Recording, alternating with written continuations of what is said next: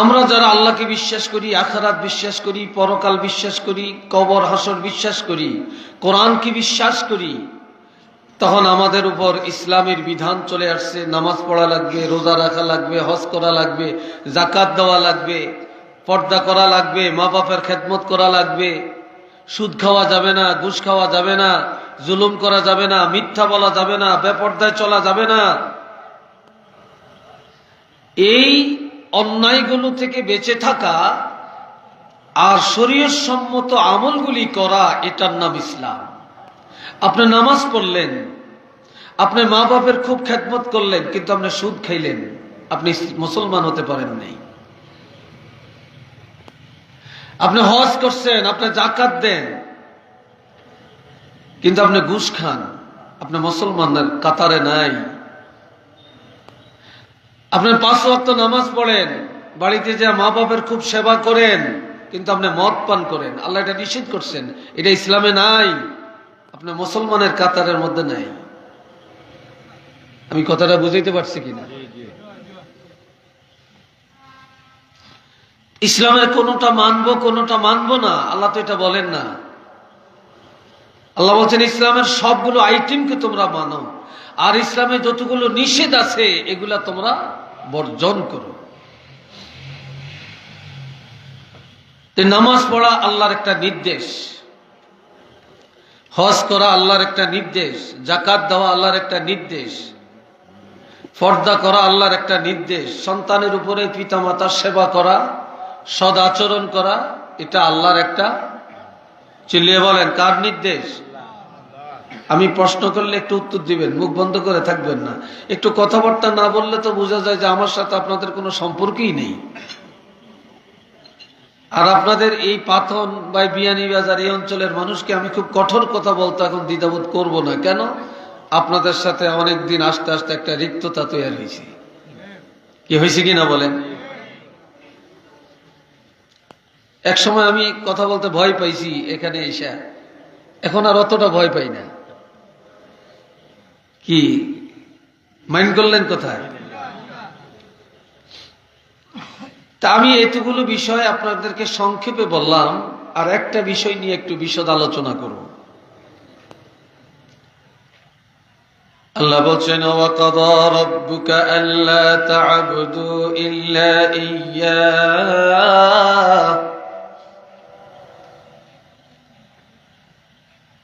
আল্লাহ তার হাবিবকে লক্ষ্য করে বলছেন, হাবিব আপনার প্রভু রব্বুল আলামিন নির্দেশ করেছেন,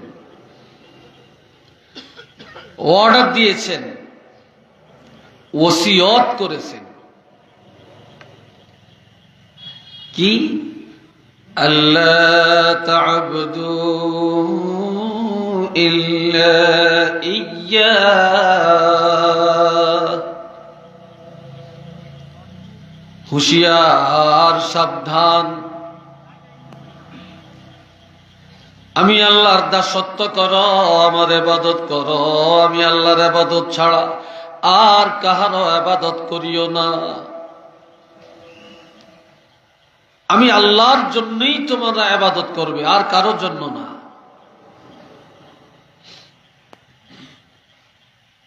এর অর্থ হলো যে ইবাদত আল্লাহর জন্য হবে, ইবাদত কোনো মানুষকে খুশি করার জন্য হবে না। কথা বুঝে আসছে?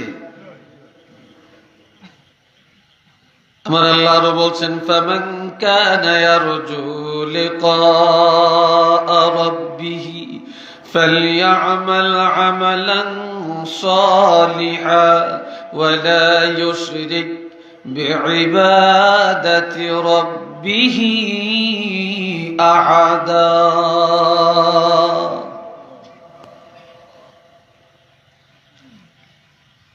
যে ব্যক্তি আল্লাহর সন্তুষ্টি কামনা করে বা যারা আল্লাহর দিদার চায়, আল্লাহর দরবারে দাঁড়াতে চায়, সে যেন নেক আমল করে, বেশি বেশি করে ইবাদত করে, আমালান সালিহা, আমলে সালেহ, আমলে সালেহ কাকে বলা হয়? মন গড়া কোনো আমল নাই, মন গড়া কারো মতে কোনো আমল নাই। আল্লাহর হাবিবের সুন্নত মোতাবেক যে আমলটা করা হয় এটার নাম আমলে সালেহ। যে আমলের মধ্যে সুন্নত নাই এটা আমলে সালেহ না, এটা নেক আমল না। যেটা নবীর তরিকা মোতাবেক হয় এটা হলো আমলে সালেহ। ওয়ালা ইউশরিক বিইবাদাতি রাব্বিহি আহাদা। আর আমলের মধ্যে আল্লাহর সাথে কাউকে শরীক করবে না। ইবাদত আল্লাহর জন্য করবে, কোনো মানুষকে দেখাবার জন্য করবে না। যার ইবাদত আল্লাহর জন্য হবে সেই আল্লাহর দিদার অর্জন করবে, আর যার ইবাদত আল্লাহর জন্য হবে না তার নসিবে আল্লাহর দিদার হবে না। এই জন্য আল্লাহ বলছেন, আল্লাহ তা'বুদু ইল্লা ইয়্যা। হুঁশিয়ার, ও দুনিয়ার ঈমানদারেরা সাবধান। এই হুঁশিয়ার, এই সাবধানতা এটা কার? আর একটু আসতে বলেন। এই সাবধানতার বাণী কে দিলেন? আল্লাহ নিজে বলছেন খুব সাবধান। আল্লাহ তা'বুদু ইল্লা ইয়্যা। আমি আল্লাহর দাসত্ব ছাড়া আর কারো দাসত্ব করবে না, আমার ইবাদত ছাড়া আর কারো ইবাদত করবে না। আমি আল্লাহর কাছে মাথা নত করবা, আমি আল্লাহকে সেজদা দিবা, এই ছাড়া আর কারো কাছে কপাল নত করবে না। মাজার জিয়ারত করবেন, সেজদা দেওয়া শিরক। কথা ঠিক কিনা বলেন? পীর সাহেবের শ্রদ্ধা করব, ওলি আল্লাহকে শ্রদ্ধা করো, কদম বুঝি করব, কিন্তু মাথা নত করে কপাল লাগাইয়া দেওয়া এটা শিরক। কি কথা ঠিক কিনা? এটা শিরক। এই কপালের মালিক কে? কোনো গাছের কাছে, পীরের কাছে, ব্যক্তির কাছে, মায়ের কাছে, বাপের কাছে, মাজারের কাছে, সূর্যের কাছে, চন্দ্রের কাছে মাথা নত করা যাবে না। আমাদের কপালের মালিক আল্লাহ। যেন বলেন কে? আমাদের কপালের মালিক আল্লাহ। আর এই কপাল লাগে আল্লাহকে সিজদা করা, এটার নাম ইবাদত। আর এই কপাল আল্লাহকে ছাড়া অন্য কারো কাছে যদি লাগে এটার নাম শিরক। ঠিক কিনা? এটার নাম শিরক। وبالوالدين إحسانا। তাহলে এক নম্বরে আমি আল্লাহর ইবাদত, আমার দাসত্ব, আমি আল্লাহর জন্য তোমরা মস্তক অবনত করবে। দ্বিতীয় নম্বরে পিতা মাতার সাথে সৎ আচরণ করবে। কার সাথে সদ্ব্যবহার? সৎ ব্যবহার পাওয়ার যোগ্যতা সম্পন্ন 4 শ্রেণীর মানুষ। কয় শ্রেণী? 1 নম্বরে পিতা মাতা, 2 নম্বরে ওস্তাদ, 3 নম্বরে ওলি আল্লাহ, পীর বুজুর্গ, আপনার মুর্শিদ, 4 নম্বরে সাধারণ যে কোনো জনগণ, যে কোনো মুসলমান। এই জন্যে একদিন বাহাজ ইবনে হাকিম, একজন, কেউ বলেন তিনি সাহাবী, কেউ বলেন তিনি তাবেঈ, কি লোকাল আছে, তিনি আল্লাহর হাবিবকে বললেন, ইয়া রাসূলুল্লাহ, মান আহাক্কু বিহুসনি সাহাবাতি। আমার কাছে সৎ ব্যবহার পাওয়ার অধিক উপযুক্ত কে? ক্বালা উম্মুকা, তোমার মা। ক্বালা সুম্মা মান, এরপরে কে? ক্বালা উম্মুকা, এরপরেও তোমার মা। ক্বালা সুম্মা মান, প্রশ্ন করলেন এরপরে কে? ক্বালা উম্মুকা, তৃতীয়বার বললেন তোমার মা। ক্বালা সুম্মা মান, এরপরে কে? নবী বললেন ক্বালা আবুকা, তোমার পিতা। ক্বালা সুম্মা মান, এরপরে কে? নবী বলেন ক্বালা আদনাকা আদনাকা। আমার বুকে না, এখানে দেন।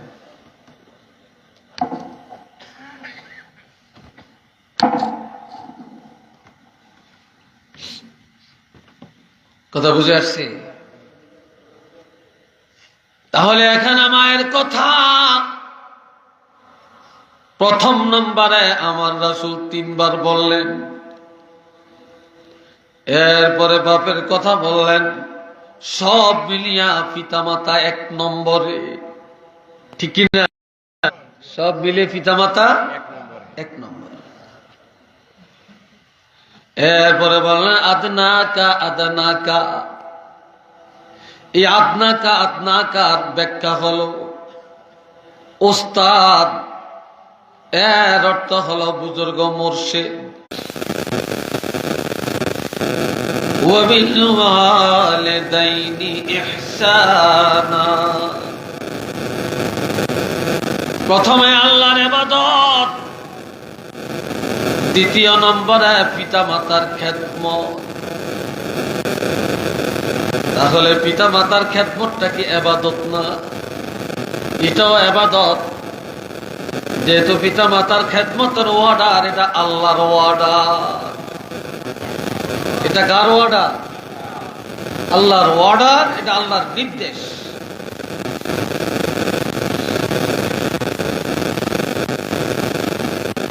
আমার প্রাণের ভাইয়েরা রে, আমার নবীর শ্রেষ্ঠত্ব এত বেশি। দুনিয়াতে অনেক নবী আগমন করেছেন, তাদের পিতামাতা ছিল অমুসলিম, কিন্তু তারা নবী হয়েও মা বাবার জন্য দোয়া করতে পারে না। আর আমার নবীকে আল্লাহ বললেন হাবিব কোন, আপনি বলেন রব্বির হামহুমা কামা রব্বায়ানি সগীরা। আপনি আমার কাছে দরখাস্ত করেন আপনার পিতা মাতার জন্য। এ আমার রব, ইরহামহুমা, তাদেরকে দয়া করেন। তারা হলেন আমার পিতা মাতাকে দয়া করেন। কামা রব্বায়ানি সগীরা, যেভাবে আমার পিতা মাতা শিশুকালে আমাকে লালন পালন করেছেন, দয়া মায়া করেছেন, আল্লাহ তেমনি ভাবে আপনিও আমাদের পিতা মাতাকে দয়া করেন।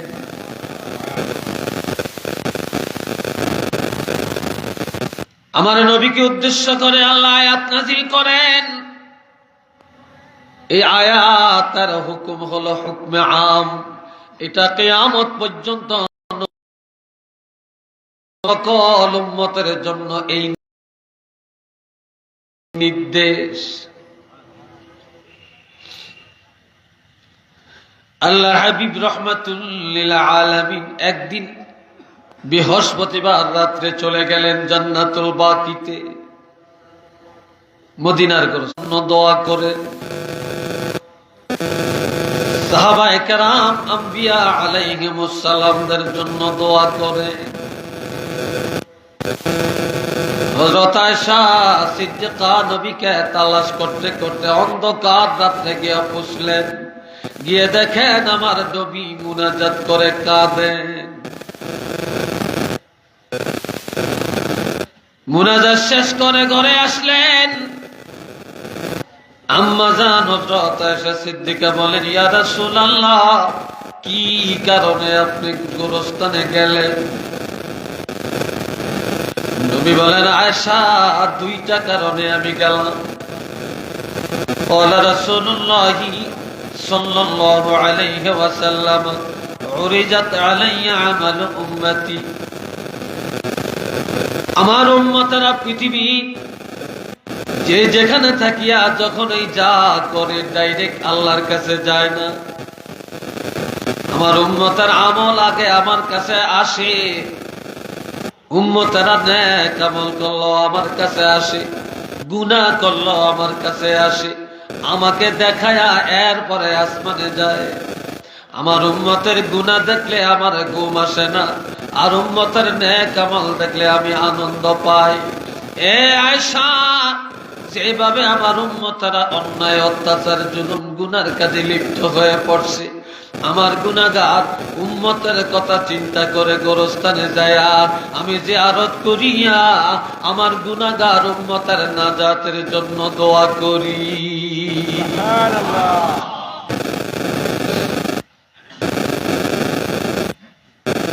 আর একটা কারণ হলো, আমি আমার আব্বাকে দেখি না, শিশুকালে মা হারাইছি। ওই আমার আব্বা আম্মার কথা মনে পড়লো। আল্লাহ আমাকে দোয়া শিখাইছেন, মা বাপের জন্য দোয়া করতে। সাহাবীরা একদিন প্রশ্ন করেন, ইয়া রাসূলুল্লাহ, আপনার আব্বা আম্মা মুসলমান কিনা? নবী বললেন, ফাকাদ আসলামা, ফাকাদ আসলামা, ফাকাদ আসলামা। অবশ্যই আমার আব্বা আম্মা মুসলমান ছিলেন। এই কথা আমার নবী 3 বার বলেছিলেন। এটা মারহাবা কন্যা, আলহামদুলিল্লাহ। তবে এরা ছিলেন মিল্লাত ইব্রাহিমের উপরে। আমি গোরস্থানে যাই আমার আব্বার জন্য আর আমার আম্মার জন্য দোয়া করি। আল্লাহ পাক কবরের দরজা খুলে দিয়ে, আলমে বরজখের দরজা খুলে দিয়ে রুহানি ভাবে আমার আব্বাকে আর আমার আম্মাকে দেখাইয়া দিলেন। আর একটা সুসংবাদ দিলেন, আল্লাহ ওয়াদা করেছেন কিয়ামতের ময়দানে আমি রাসূলকে না জানায়া, আমার অনুমতি না দিয়া আমার একটা উম্মতকে জাহান্নামের আগুনে জ্বালাবে না।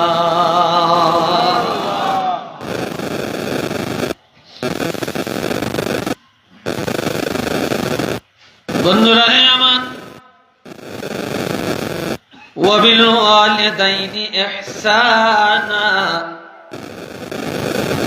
এই ইহসানের এক অর্থ হলো তাদের সেবা করা, ইহসানের আরেক অর্থ খেদমত, ইহসানের আরেক অর্থ হলো সুদৃষ্টি, ইহসানের আরেক অর্থ হলো তাদের নাজাতের জন্য দোয়া, ইহসানের আরেক অর্থ হলো তাদের সুস্থ থাকার জন্য দোয়া। ইম্মা ইয়াবলুগান্না ইনদাকাল কিবারা আহাদুহুমা আও কিলাহুমা ফালা তাকুল লাহুমা উফ। আমার দিকে চান, আমার আল্লাহ বলেন, যদি তোমাদের কারো মা বাপ 2 জন, তোমাদের মধ্যে কেউ যদি মা বাপ 2 জনকে বৃদ্ধকালে পেয়ে থাকে, অথবা 2 জনের একজনকে পেয়ে থাকে, কোন সন্তান যদি তার মা অথবা তার বাবাকে বৃদ্ধকালে পেয়ে থাকে, যে সময় ঠিক মতো বাবা মা চলতে পারে না, হাঁটতে পারে না, মসজিদে যেতে পারে না, মাহফিলে যেতে পারে না, হাটে বাজারে যেতে পারে না, ডাক্তারের কাছে যেতে পারে না, পুষ্কুনিতে নামিয়ে গোসল করতে পারে না, যে সময় কথাবার্তার মাপকাঠি থাকে না, ওই বৃদ্ধকালে মা বাপের কথাবার্তা তাদের ব্যবহারে তোমরা অতিষ্ঠ হইয়া অসন্তুষ্ট প্রকাশ করিও না, বা আহ শব্দ বলিও না। এক কথায় তাদের মেজাজে, তাদের কথাবার্তায়, তাদের চলাফেরায় তোমরা মন খারাপ করিয়া তাদের সাথে কোনো দিন দুর্ব্যবহার করিও না। তাদের কথায় দুঃখ প্রকাশ করা যাবে না। একটু চিল্লিয়া বলেন না সুবহানাল্লাহ।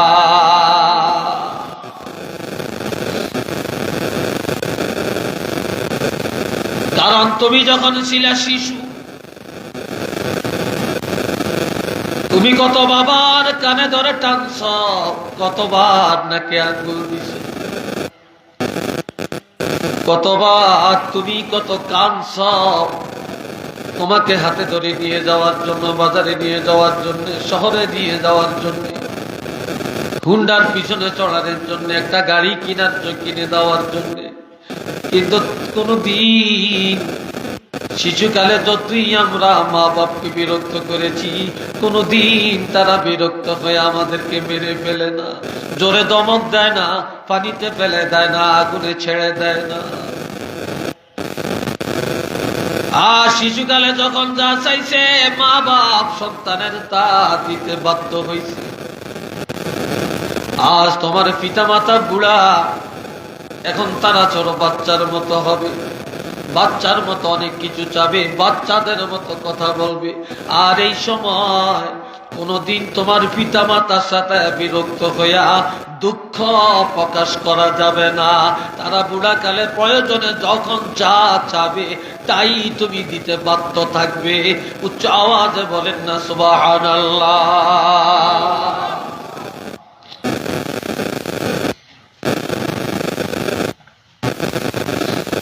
ولا تنهرهما,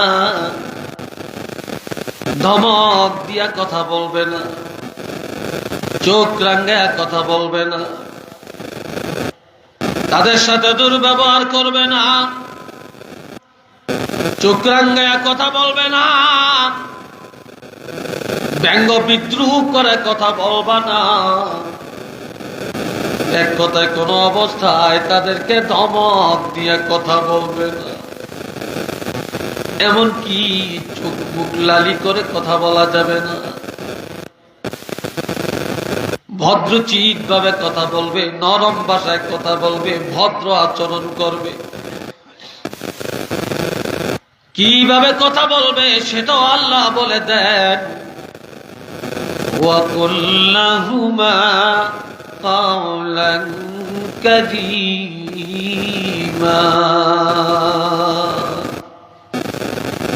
নরম নরম ভাষায় কথা বলবে, সাধু ভাষায় কথা বলবে, ভদ্রতার সাথে সম্মানের কথা বলবে। অসম্মানের ভাষা তাদের কাছে ব্যক্ত করা যাবে না রে। ছোটকালে বাচ্চাকে নিজের সন্তানের আব্বু বলে কত মায়া করে ডাকছো, আম্মু বলে কত মায়া করে ডাকছো। নিজের মেয়েটাকে আম্মু বলেছো মায়া করে, ছেলেটাকে আব্বু বলে কোলে নিছো। আজকে তোমার আব্বা বুড়া, তোমার মা একেবারে বয়োজ্যেষ্ঠ, এখন তুমি আম্মুও ডাকো না, আব্বুও ডাকো না। না না না, সাবধান। তুমি তোমার বাচ্চাকে যেইভাবে মায়া করে ডাকছ, তোমার বাবা মা বৃদ্ধ হয়ে গেলে এমন মায়ার ভাষা দিয়া তাদেরকেও ডাকো।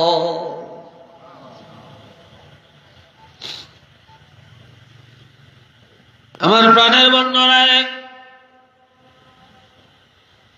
ওয়াকফিদ লাহুমা জানাহাজ যুল্লি মিনার রাহমা, আমার আল্লাহ বলেন যখন তারা মা বাপ যখন বড় হয়ে যাবে, তোমাদের মায়ার ডানা তাদের উপরে প্রশস্ত করে দিবে। মুরগি 10টা 20টা বাচ্চা নিয়ে যখন চলে, আর কোন শত্রু যদি দেখে মুরগি যেভাবে তার ডানা দুটা মেলে দেয়, বাচ্চাগুলা তারা পাখার নিচে ডানার নিচে ঢুকে যায়। মা ডানাটা বুকের সাথে লাগায় বাচ্চাগুলাকে তার বুকের মধ্যে জড়াইয়া রাখে। কোন শত্রু বাচ্চাগুলোকে ছো মেরে নিতে পারে না। এই জন্য আমার আল্লাহ বলেন, তোমাদের পিতা মাতা যখন তারা বুড়া হয়ে যাবে রে, তখন একে একে ছেড়ে দিও না। তোমরা তোমাদের মায়ার হাত বাড়াইয়া দিয়া, মায়ার ডানা বাড়াইয়া দিয়া পিতা মাতাকে তোমাদের বুকের মধ্যে জড়াইয়া রাখবে। একা একা রাস্তায় ছেড়ে দিও না, ঘরের মধ্যে একা রাখিও না, একা পুষ্করিতে যাইতে দিবে না, একা বাজারে যাইতে দিবে না। এমনকি তোমার যখনই যা প্রয়োজন ওই প্রয়োজনে পিতা মাতার পাশে থাকবে। একটু চিল্লে বলেন না সুবহানাল্লাহ।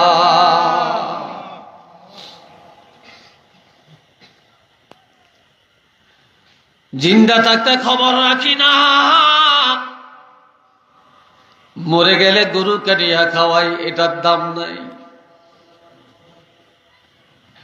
জিন্দা থাকতে মা আর বাবা সন্তানের সেবা পায় না, পুত্রবধূর সেবা পায় না। মরে গেলে মাশাআল্লাহ 3টা 5টা গরু খাওয়াই, মনে করি সব পেয়ে গেছি। না না, জীবিত থাকা অবস্থায় পিতা মাতার খেদমত করার মধ্যে যে ফায়দা পাওয়া যাবে, সৎ ব্যবহারের মধ্যে যে ফায়দা পাওয়া যাবে, 10 টাকার ঔষধ কিনে দিলে যে লাভ পাওয়া যাবে, 1 কেজি আঙ্গুর কিনে খাওয়াইলে যা পাওয়া যাবে, মৃত্যুর পরে আপনি যদি তাদের নামে 10টা গরু কাটিয়াও খাওয়ান, এই ফায়দাটা পাওয়া যাবে না।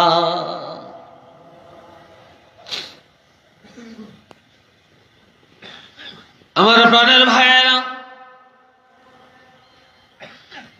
আপনি বাজারে গেলেন 1000 টাকা নিয়ে, বিয়ানি বাজারে বাজার করবেন। বাজার সদাই করার পরে দেখলেন আপনার পকেটে 50 টাকা এখনো অতিরিক্ত আছে।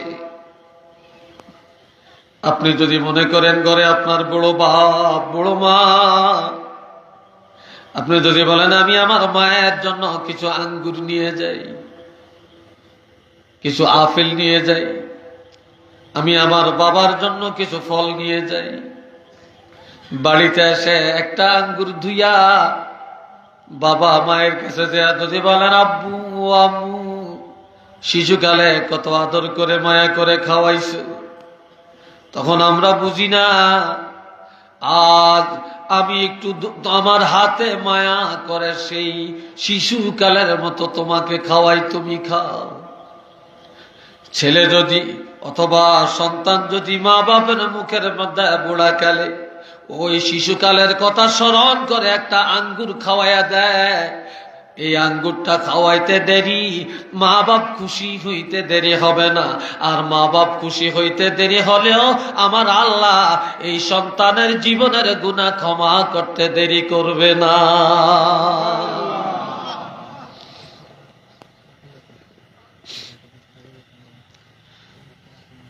এরপরে তাদের জন্য দোয়া করবেন,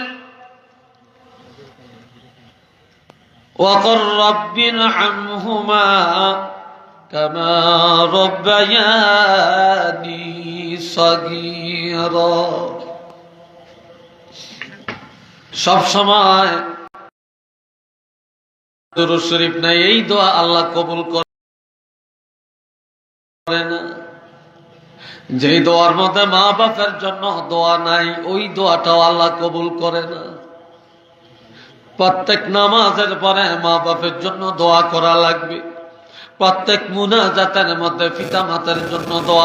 আমরা যখন বুড়া হয়ে যাব আমাদের সন্তানরাও তখন আর আমাদের জন্য দোয়া করবে না।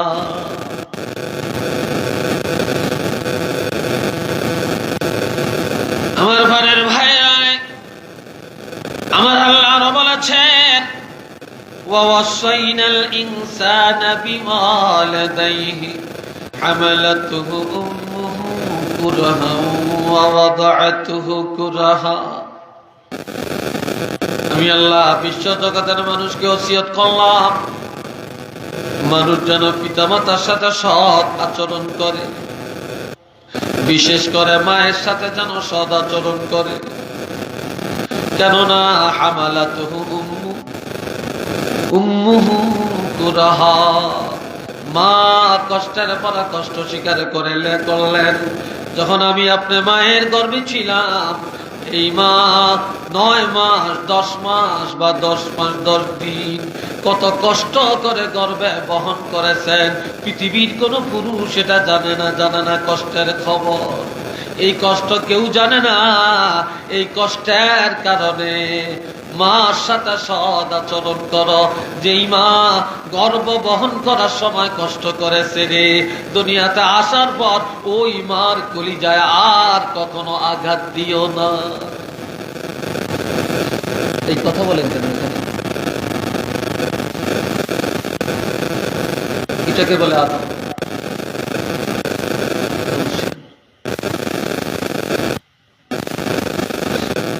এ বন্ধুরা রে আমার, এরপর আমার 2 নম্বরের কষ্টটা হলো যে মা কষ্টের পর কষ্ট স্বীকার করে প্রসব বেদনার যন্ত্রণা ভোগ করেছে। ওয়াদাআতুহু উম্মুহু কুরাহা, এমন কষ্ট পৃথিবীর কোন বাবা অনুভব করতে পারে না রে। যেই মা প্রসব বেদনার কষ্ট ভোগ করেছে, এমন মার কলিজায় তুমি সন্তান কখনো আর আঘাত দিতে যাইও না।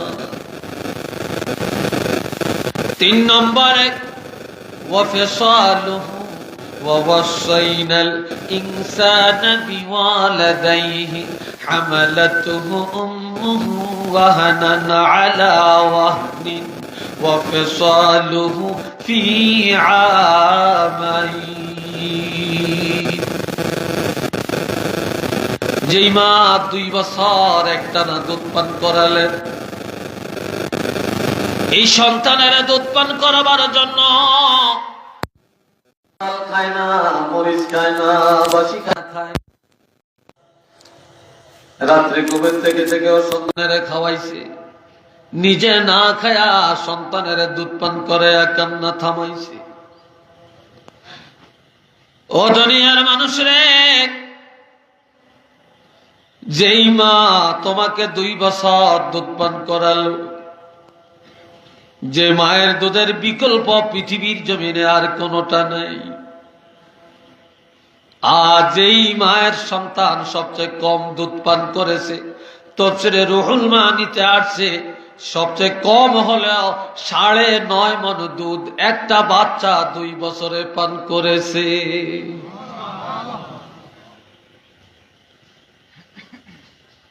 একশো টাক মায়ের দুধের বিকল্প পৃথিবীতে নাই, আর 100 টাক দুধের মূল্য দেওয়ার ক্ষমতা নাই।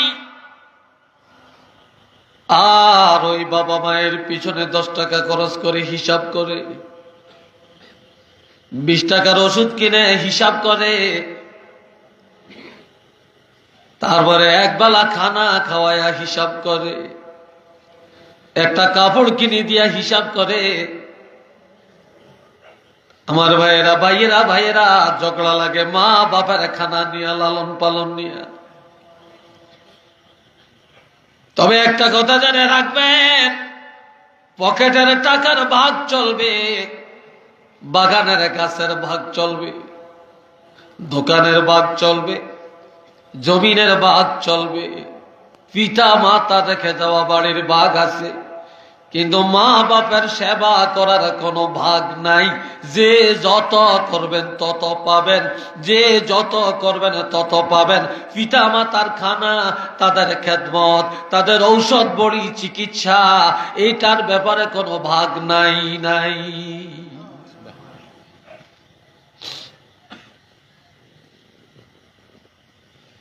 আমার ভাইরা সাহাবী জিজ্ঞেস করলেন, ইয়া রাসূলুল্লাহ,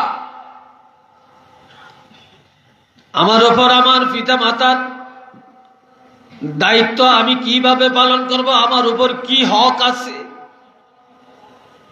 তখন আমার নবী বললেন, হুমা জান্নাতুকা ওয়া নারুকা, তারাই তোমার বেহেশত, তারাই তোমার দোজখ। মা বাপ যদি রাজি থাকে তুমি জান্নাতে যাবে, আর মা বাপ যদি বেজার হয়ে যায় তুমি জাহান্নামী। এবার তুমি চিন্তা করো কি দায়িত্ব তোমার উপরে আসছে, তুমি কিভাবে দায়িত্ব পালন করবে। তুমি যদি জান্নাত কামাই করতে চাও তাহলে মা বাপের সাথে সদ্ব্যবহার করো, আর যদি জাহান্নাম কামাই করতে চাও তাহলে মা বাপের সাথে দুশ্মনী করো।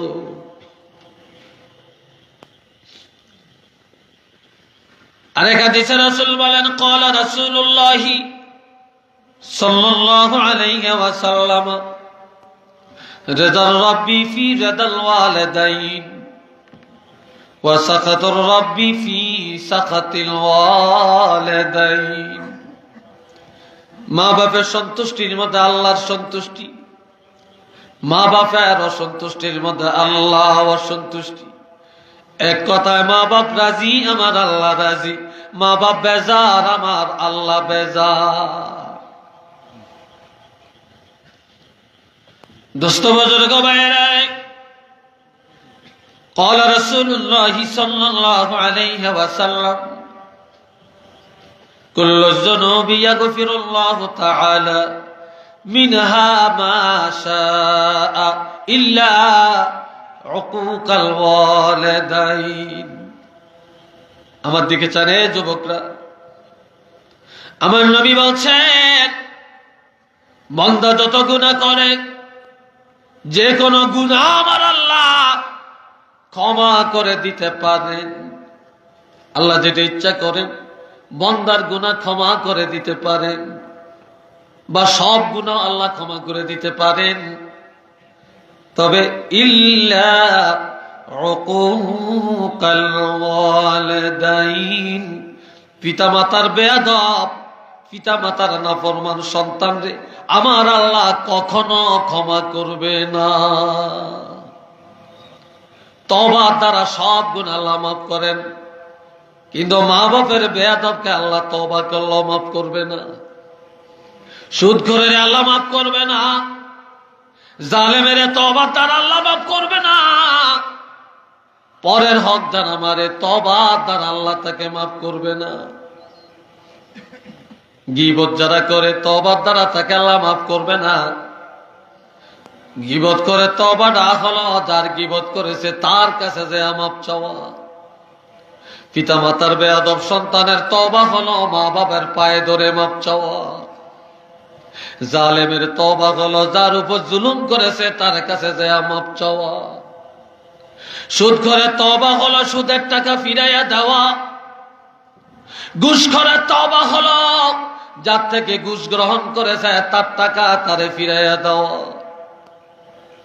পরের হক যে খায় তারে আল্লাহ মাফ করবে না, তার তওবা হলো যার হক তার কাছে পুষাইয়া দেওয়া।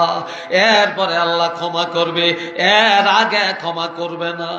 আর যারা বিয়ার মধ্যে যৌতুক লয় তাদেরকেও তওবার দ্বারা আল্লাহ মাফ করবে না। তার তওবাটা হলো মেয়ের বাপের টাকা তার কাছে ফিরাইয়া দেওয়া।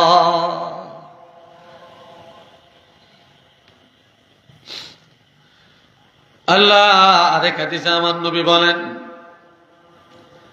قال رسول الله صلى الله عليه وسلم يعجله لصاحبه في الحياة قبل الممات।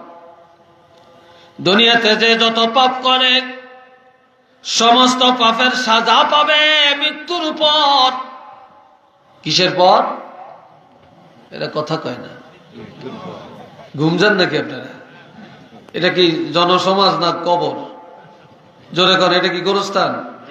একটু কথা বলেন। ঠান্ডা লাগছে? আহারে ঠান্ডা, জোয়ার মানুষেরও ঠান্ডা লাগে। আল্লাহ বাবা জিরানে আমার যত গুনাহ সব মৃত্যুর পরে সাজা। আর আমার নবী বলেন সমস্ত পাপের শাস্তি শুরু হবে মৃত্যুর পর। আর পিতামাতার বেয়াদব সন্তানের সাজা শুরু হয়ে যাবে মৃত্যুর আগে। নাউজুবিল্লাহ বলতেন না? নাউজুবিল্লাহ। আর একটু আস্তে বলেন। নাউজুবিল্লাহ। মা বাপের নাফরমান সন্তানের শাস্তিটা শুরু হবে মৃত্যুর আগে। এই জন্য হাতে ধরে পায়ে ধরে বলে যাই, মা বাপের মৃত্যুর পরেও খেদমতের দরজা খোলা। আল্লাহর হাবিব 5টা খেদমতের কথা বললেন।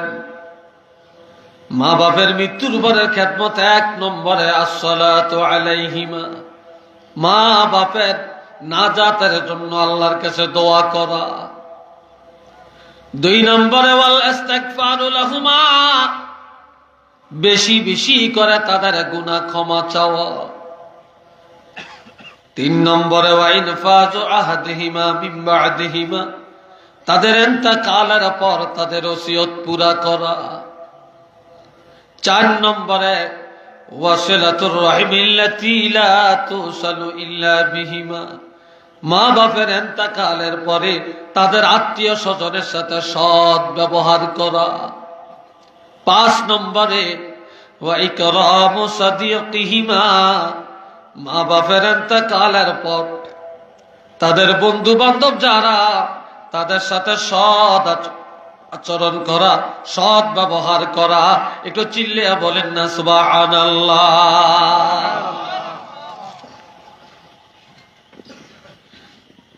আজ তো চাচা ভাতিজার ঝগড়া, মারামারি, মামলা, ঠিক নেই? ঠিক। ভাই ভাই মামলা।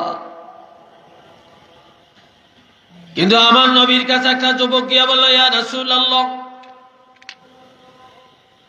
ইন্নী আসাবতু যামমান আযীমা, আমি মারাত্মক অপরাধ করেছি, ফাহাল্লি মিন তাওবাতিন, কোন তওবা আছে কিনা বলেন।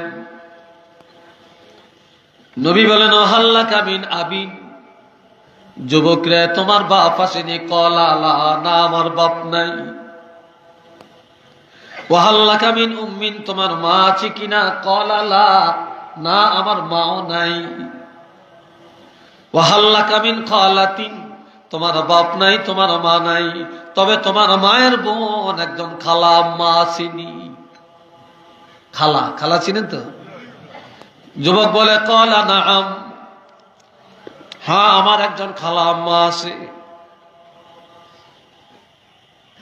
আল্লাহর হাবিব বললেন, যাও সলিহা, এখনই যে তুমি তোমার খালা আম্মা কয়া ডাক দাও, খালা আম্মার জন্য কিছু হাদিয়া নিয়ে যাও, খালা আম্মার কাছে দোয়া চাও। তোমার গুনাহ যত বড় হোক না কেন, তোমার মা নাই, বাবা নাই, তোমার মায়ের বোন খালা আম্মা যদি তোমার জন্য দোয়া করে, আমি রাসূল ঘোষণা দিলাম আল্লাহ পাক তোমাকে ক্ষমা করে দিবে।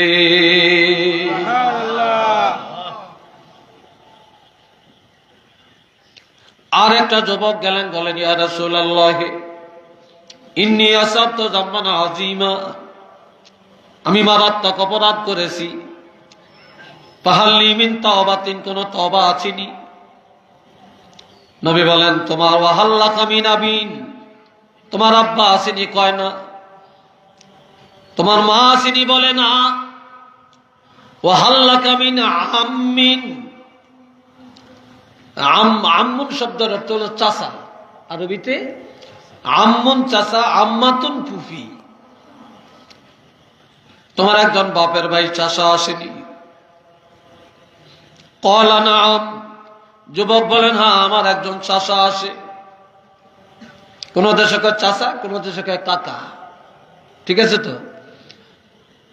এখন বলে, যাও সেলহু, এখনই যায়া তোমার চাচার সাথে সৎ আচরণ করো। তোমার বাবা নাই, বাপের ভাই চাচা, বাপের জায়গায় চাচা, ওই চাচার সাথে সৎ আচরণ করো। চাচার সাথে দুশ্মনী করিও না, কোন শত্রুতায় লিপ্ত হয়েও না। তোমার চাচা খুশি হইয়া যদি দোয়া করে, আমি রাসূল ঘোষণা দিলাম আল্লাহ পাক তোমাকে ক্ষমা করে দিবে।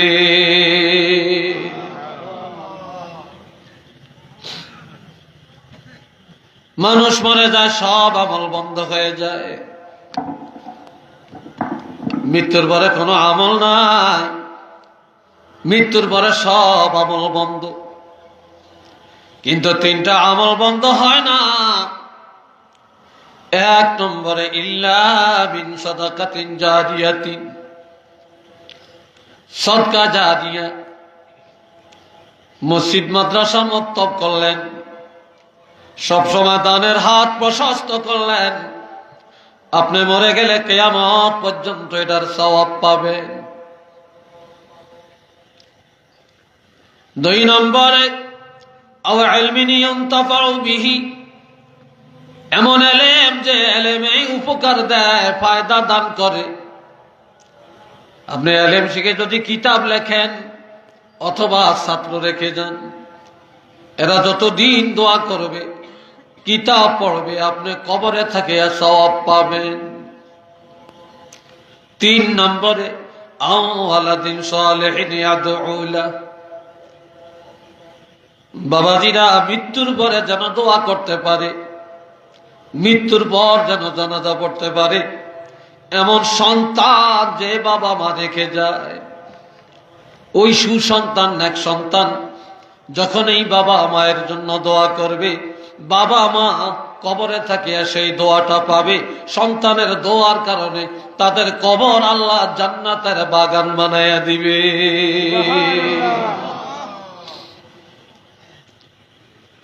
এমন সন্তান আমরা দুনিয়াতে রেখে যাইতে চাই কিনা?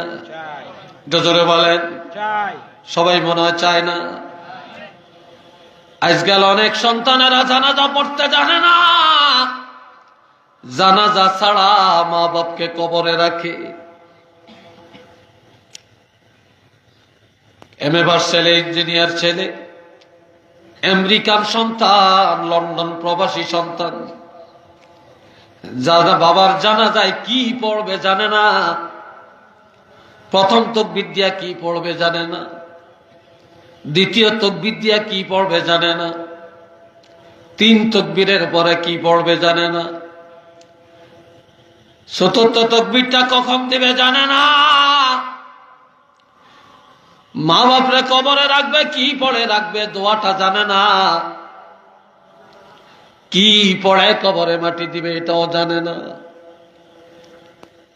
আল্লাহুম্মা গফির লি হাইয়িনা ওয়া মাইয়িতিনা, এই যে একটা দোয়া, এই দোয়াটা জিজ্ঞেস করে দেখেন, যারা শিখছেন ছোটকালে হয়তো তারা জানেন, আর মাদ্রাসার ছাত্ররা জানে, হুজুরেরা জানে, ইমাম সাহেবরা জানে, এই ছাড়া শতকরা 95টা মুসলমানে জানে না।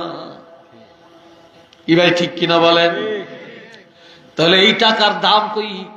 এই লন্ডনের দাম নাই, আমেরিকার দাম নাই রে, এই ইটালির দাম নাই, টাকা পয়সা বাড়ি করার দাম নাই, যদি মৃত্যুর পর মা বাবার জন্য দোয়াই করতে না পারে। কি ভাই কথা ঠিক কিনা বলেন?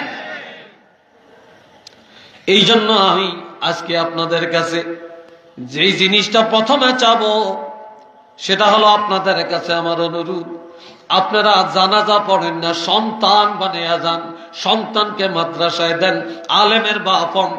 আমার ভাইরা, এই ওয়াজ মা বাপের খেদমতের ওয়াজ, আলেমের জন্য না, কিন্তু মা বাপের খেদমতের ওয়াজ হলো বে আলেমের জন্য। কথা ঠিক কিনা? আল্লাহ এই জন্য আপনাদের কাছে অনুরোধ হাতে পায়ে ধরে বলে যাই, দোয়া গীত রেখে যান। সাত কাবলারে দিয়া দোয়া করলেন, ঠিক আছে, হবে। সাতপুরি হুজুরে দিয়া দোয়া করলেন, হবে। কিন্তু বাবাজিরা, তারপরে আপনার সন্তান মা বাবার জন্য দোয়া করলে যা হবে এতটা হবে না। সন্তানের দোয়াই সবচেয়ে গুরুত্বপূর্ণ দোয়া, ঠিক কিনা? তো এই জন্য আপনাদের কাছে আমি একটু আবদার করে যেতে চাই, এই মাদ্রাসা থাকার কারণে এই মাহফিল, আপনাদের এই মাদ্রাসা, আপনাদের সন্তানেরা লেখাপড়া করে, আপনাদের সন্তানগুলো লেখাপড়া করে, আপনাদের ভাই ভাতিজা পড়ে। আর আল্লাহর হাবিব বলেন, ইজা মাররা আলা কারিয়াতিন ইন্নাল আলেমা আও মুতাআল্লিমা, কোন আলেম অথবা কোন এলাকায় মাদ্রাসা হলে ওই মাদ্রাসার তালিবুল ইলম গুলা যখন এলাকায় বিচরণ করে, ঘোরাফেরা করে, ইউরফাউ আনহু আযাবুল কবরি 40 ইয়াওমা, 40 দিনের জন্য ওই এলাকার আযাব বন্ধ হয়ে যায়। আজ এলাকায় প্রতিদিন তালিবুল ইলমেরা হাঁটাহাঁটি করে, ওই এলাকার কবরের আযাব চিরদিনের জন্য বন্ধ হয়ে যায়। তা মাদ্রাসা থাকার দরকার আসেনি? কি বলেন? আমাদের সন্তান আলেম হওয়ার প্রয়োজন আছে কিনা? হাফিজ সাহেব হওয়ার প্রয়োজন আছে কিনা? আল্লাহ কবুল করুক, বলেন আমিন। থেকে আছেন, আমি আপনাদেরকে নিয়ে একটু দোয়া করব। মাদ্রাসার জন্য নগদ 5,000 টাকা দিবেন, 1,000 টাকা দিবেন, 500 টাকা দিবেন, 2,000 টাকা দিবেন, একটু আমার হাতে পুছাইয়া দেন। আমি দেখি কারা কারা মা বাবার জন্য একটু দোয়া চান, কারা কারা মা বাবার জন্য দোয়া চাবেন। 5,000 টাকা করে, 10,000 টাকা করে মা বাপের নামে দান করবেন মাদ্রাসার জন্য। আর নগদ 1,000, 2,000, 5,000 যে যা দিবেন 5-7 মিনিটের মধ্যে দেন। কই একজন একজন করে দেন। আবুল আহমদ 5,000 টাকা। মাশাআল্লাহ,